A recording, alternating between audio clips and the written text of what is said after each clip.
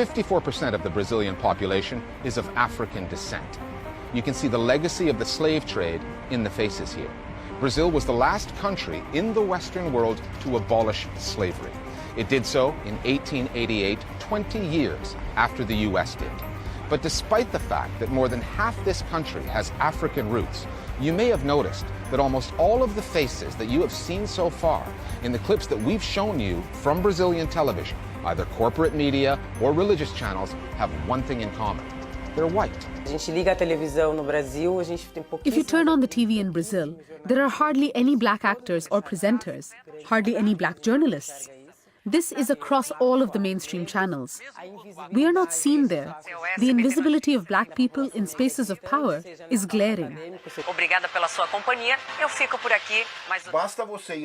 Just go to the newsroom of any newspaper or television station and look at the journalists working there. Almost all of them are white. So the coverage of black people on television or in the Brazilian news must go through the hands and the work of the white journalist. This kind of television reinforces stereotypes all the time. It reinforces the myth of racial democracy and that everyone has rights and equality and everything is okay. So when certain issues are covered, for example, when we try to raise the issue of black genocide, that every 23 minutes a young black person is murdered in Brazil, how does it end up being portrayed? It's always shootouts in the peripheries and the criminals were killed. There isn't even a narrative that serves to inform the public of the facts in Brazil, a country that was the last in the world to abolish slavery. The depiction of that Brazilian reality does not just occur in news programming. The same can be seen on the entertainment side and the Brazilian soap operas known as telenovelas. Telenovelas are an integral part of the Brazilian media story for reasons both social and financial. A successful telenovela will capture huge audiences, routinely in the tens of millions. Their plot twists will drive everyday conversation in Brazil. For the networks producing them, all of which face the economic challenges born of the digital revolution, telenovelas are still cash cows. One of them, Globo's Avenida Brazil, reportedly delivered ad revenues of about $1 billion. Avenida Brazil. And telenovelas have something that Brazilian news programs do not. They have international reach. Globo's flagship newscast, Jornal Nacional, dominates domestic news ratings here, but relatively few people outside Brazil will ever see it. Telenovelas are an export industry. Avenida Brazil has been transmitted in 130 countries in 19 languages. In that respect, telenovelas are the face that Brazil shows to the world. And much like the country's newscasters, the faces that get shown are nothing less than a misrepresentation of what Brazil really is. Because again, they're mostly white. In the soap operas of Brazil, we have a rich world, a happy world, a white world. What is it that a soap opera does? It enters the general public's home and tells a child who is still growing up what they are not going to be. The places they cannot reach.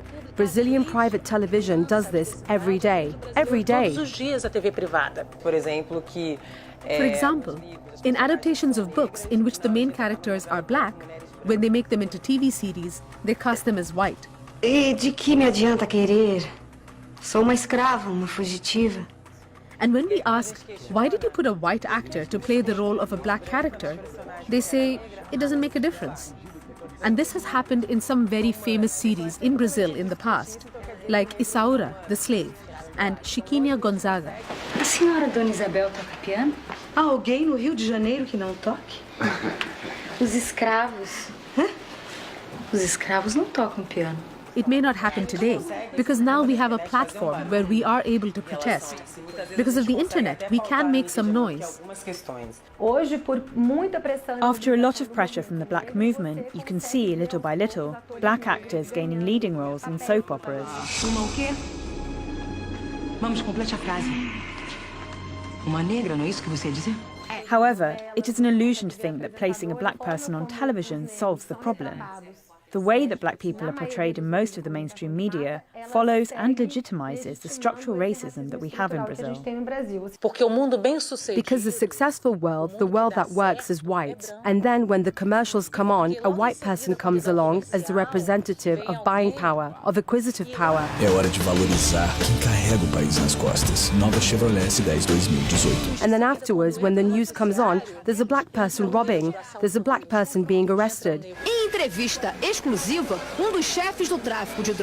So every day, private television in Brazil attacks Brazilians. Finally, back to Globo and the story of the Brazilian TV beauty queen Nayara Justino. As examples of media malpractice in this country go, it is nowhere near the worst, but it is revealing.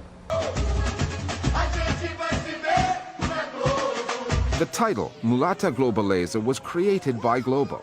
It's a beauty contest tied to its coverage of Brazil's annual carnival. That word, mulata, which some say has its roots in the word mula, meaning mule, is considered racist. A word loaded with colonial connotations, chosen by Globo for a beauty contest ostensibly held to celebrate racial integration. Viewers get to vote for the Globaleza, and 2014 marked a first. The winner, Nayara Justino, was dark-skinned and unmistakably black. A Globeleza 2014 é Nayara. Not everyone approved. Online trolls called Justino a monkey, a darky. A few months later, Globo had Justino replaced. It set the results of the vote aside and simply picked another woman. Globo insisted that its decision had nothing to do with skin color, that the choice came down to artistic fitness for the role. It said artistic merit prevails. The woman Globo picked to replace Justino had African roots as well, but her skin tone is much lighter. And, as one of the country's relatively few newsreaders of African descent will tell you, in the Brazilian media, racial integration has its limits. I'm a black woman, but I have a skin tone that is a little lighter. And I can say that I am privileged in this, because the darker your skin is, the more you have to suffer in Brazil. There was an official whitening policy in Brazil. The initiative that brought European immigrants here after the abolition of slavery was not accidental. It was done in order to whiten the population, because they believed that within 200 years, there would be no more blacks in Brazil. But we're still here, in this country, which still denies its African origins, and which runs on the idea that the whiter, the better. In a way, the story of that beauty queen typifies the way Globo sees Brazil.